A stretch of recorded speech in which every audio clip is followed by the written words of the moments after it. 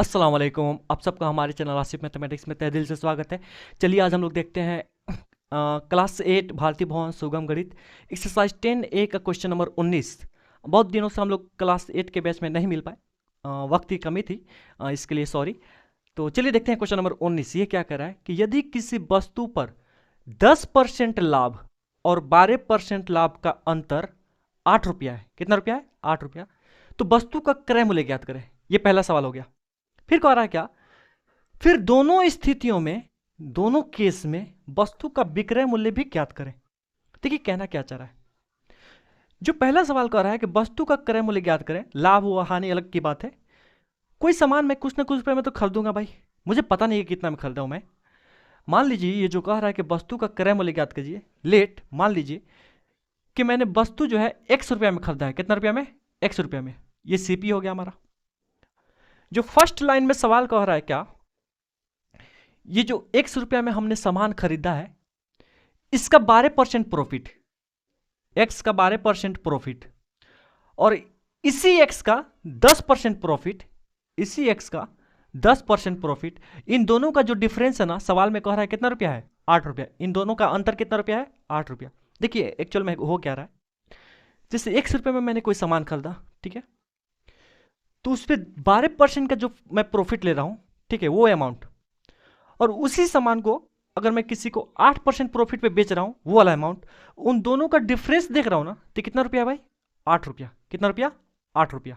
ठीक है, तो चलिए मान लीजिए वस्तु हमने कितना रुपये में खरीदा है? 100 रुपया में। ठीक है, माना कि वस्तु का, माना कि वस्तु का क्रय मूल्य 100 रुपया है। कितना रुपया है? 100 रुपया। अकॉर्डिंग टू क्वेश्चन, प्रश्नानुसार क्या कह रहा है भाई? 1 मिनट, अजान हो रहा है। ठीक है, चलिए आगे देखते हैं। ठीक है, एक्चुअली असर की अजान हो गई थी। ठीक है, तो देखिए प्रश्नानुसार क्या कह रहा है, जो सीपी हमारा 100 रुपया है, क्रय मूल्य 100 रुपया है, तो इस x का 12% का लाभ, इस x का 12% का लाभ और इसी x के 10% के लाभ का जो अंतर है, जो डिफरेंस है, ये कितना रुपया दे दिया है भाई? 8 रुपया। कितना रुपया? 8 रुपया। ठीक है, अब यहां से हम लोग x का वैल्यू निकालेंगे। 12 गुने x कितना हो गया? 12x। परसेंट का मतलब बटा में 100, माइनस का माइनस, 10 गुने x कितना हो गया? 10x। अब परसेंट का मतलब बटा में 100 बराबर उधर कितना? 8। ठीक है, 100 का एलसीएम तो 100 रहेगा। अच्छा, नीचे वाला सेम रहता है तो ऊपर वाला जो काम है वो हो ही जाएगा भाई। 12x minus 10x। अरे 100 से 100 एक बार में, 1 गुने 12x 12x। ठीक है, तो एलसीएम ले सकते हैं आप। बराबर में कितना भाई? 8। अब यहां से हम लोग x का वैल्यू निकालने वाले हैं। 12 को x में से 10 को x गया, 2 को x बटा में कितना? 100 बराबर में कितना? 8। ठीक है, x का मान निकालिए। x वाले को यहीं रहने दीजिए, बाकी सबको उधर भेजिए। उधर पहले से कौन बैठा हुआ है? 8। 100 इधर नीचे में, उधर जाएगा तो ऊपर में गुना हो जाएगा, तो 8 गुने 100 हो जाएगा। ये 2 इधर गुना में है x के साथ, ये जो 2 है गुना में है। ठीक है, तो 2 इधर गुना में है और ऊपर में है, इधर आएगा तो नीचे में आ जाएगा भाई, नीचे में आ जाएगा। 2 चौका 8 और 4 गुने 100 कितना हो गया? 400। तो x का मान आया कितना? 400 रुपया। यानी वस्तु का क्रय मूल्य कितना रुपया है? 400 रुपया। उस वस्तु को कितने रुपए में खरीदा गया है? 400 रुपये में। ठीक है, तो 400 का जो 12% लाभ है और इसी 4 का जो 10% लाभ है, उन दोनों को घटाइएगा ना, तो कितना रुपया आएगा? 8 रुपया आएगा। अब देखिए आगे क्या कह रहा है। एक आंसर तो आ गया आपका, ये वाला वस्तु का क्रय मूल्य पूछ रहा था, तो वस्तु का क्रय मूल्य आ गया। अब क्या कर रहा है, फिर दोनों स्थितियों में वस्तु का विक्रय मूल्य ज्ञात करिए। ठीक है, दो को केस बन रहा है। एक बार आप वस्तु को कितना परसेंट लाभ पे बेच रहे हैं? 12% ले रहे हैं एक बार लाभ, और एक बार उसी वस्तु पे आप कितना परसेंट लाभ ले रहे हैं? 10%। तो दोनों केस में हमको वस्तु का एसपी निकालना है। वस्तु का क्या निकालना है? विक्रय मूल्य निकालना है। तो चलिए केस 1 लेके चलिए। केस 1, ठीक है, केस वन में देखिए सीपी तो हमारा क्रय मूल्य तो 100 रुपया ही रहेगा। ठीक है, सीपी कितना रुपया है भाई? 100 रुपया। हाँ, प्रॉफिट परसेंट जो है, प्रॉफिट परसेंट मांग चलिए, पहले केस में प्रॉफिट परसेंट हमारा 10% है। कितना परसेंट? 10%। तो सीपी पता है, प्रॉफिट परसेंट पता है, एसपी नहीं निकल जाएगा भाई? निकल जाएगा एसपी। अच्छा, इसको एसपी 1 मान लीजिए। 2 को एसपी निकालना है ना, दोनों केस में हमको वस्तु का विक्रय मूल्य निकालना है, 10% के भी केस में और 12% के भी केस में। 100 रुपये का सामान खरीदे, 10% फायदा ले रहे हैं, तो एसपी निकालना है। ठीक है, तो इसको हम लोग एसपी 1 मान लिए। तो प्रॉफिट के केस में एसपी का फॉर्मूला क्या होता है, 1 प्लस प्रॉफिट परसेंट बटा में 100 गुने में सीपी। चलिए 1 का 1 प्लस का प्लस, प्रॉफिट का परसेंट कितना है भाई 10%, परसेंट नहीं लिखना है ठीक है, सिर्फ अमाउंट लिखना है ये 10 बटा में कितना 100 अगुने में सीपी। सीपी कितना हमारे पास x रुपया, ठीक है, x का वैल्यू तो आ गया हमारे पास। अच्छा देखो यहाँ मैं x क्यों लिख रहा हूँ, अब इस x को मिटा ही दिया जाए ठीक है, क्योंकि मुझे पता हो गया ना भाई, x का वैल्यू पता हो गया कितना रुपया 400 रुपया।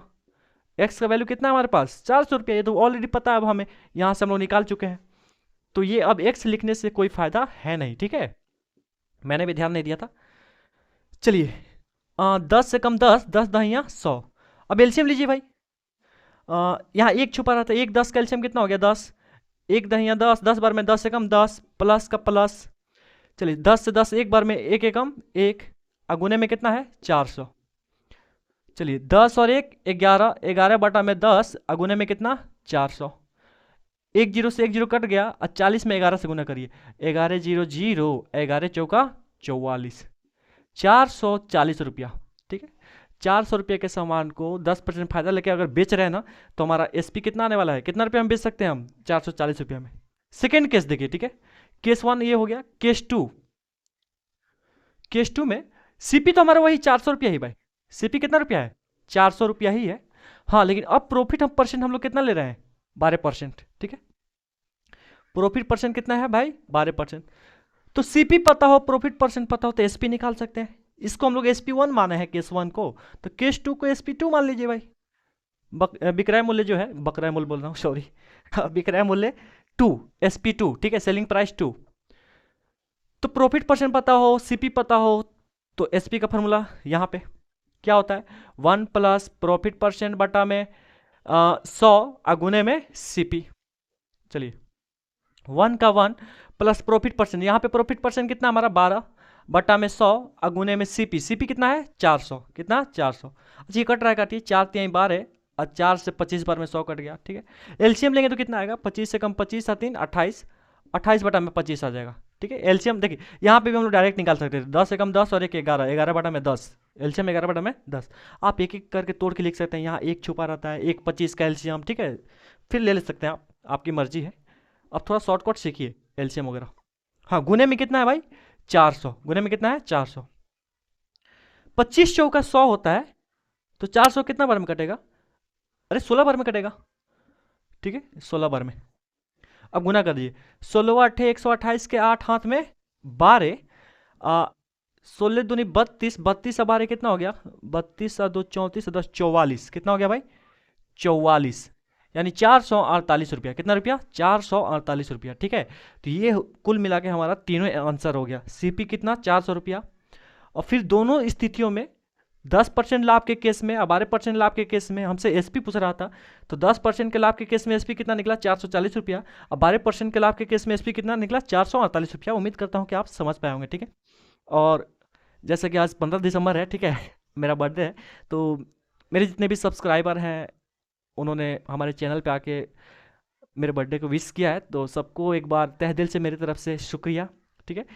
जो भी हमारे फॉलोअर हैं, नॉन फॉलोअर हैं, जो भी हैं, ठीक है, सबको मेरी तरफ से बहुत बहुत शुक्रिया मुझे याद करने के लिए मेरे बर्थडे पे।